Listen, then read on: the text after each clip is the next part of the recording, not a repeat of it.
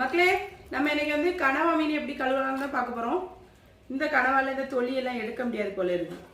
வேணா எடுத்துக்காங்க சுரண்டி சுரண்டி. நான் வந்து இன்னைக்கு எடுக்கல. ரொம்ப ஈஸி மக்களே. ஃபர்ஸ்ட் வந்து இதை எப்படி உருவணும்.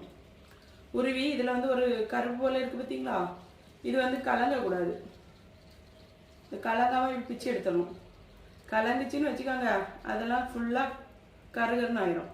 அப்புறமா இந்த தலையில் வச்சு இப்படி ஒரு பிதுக்கு பிதுக்குனீங்கன்னா இந்த இது இப்படி வந்துடும். அதுக்கப்புறமா ரெண்டு ஆட்டி இப்படி வெட்டணும். ரவுண்ட் ரவுண்டாக பொறிக்கலாம், ஆனால் அது உள்ள இந்த அழுக்கெல்லாம் வராத மாதிரி இருக்கும் பார்த்தீங்களா. அப்புறமா இந்த ஜெல்லி கிள்ளியெல்லாம் இருக்கும், அதெல்லாம் எடுத்து அப்படி தூர போட்ட வேண்டியதான். இப்படி தான் கனவா மீனை கழுவணும். அப்புறமா தேவையான அளவில் வெட்டி போட வேண்டியதான். தலை ஒன்று வேணால் கூட கொஞ்சம் காட்டுறேன் பாருங்க. தலையில் அது சரியாக காட்டல, இந்த மேலே இங்கே இதில் இப்படி ப்ரெஸ் பண்ணிங்கன்னா இப்படி வந்துடும். அவ்வளோ.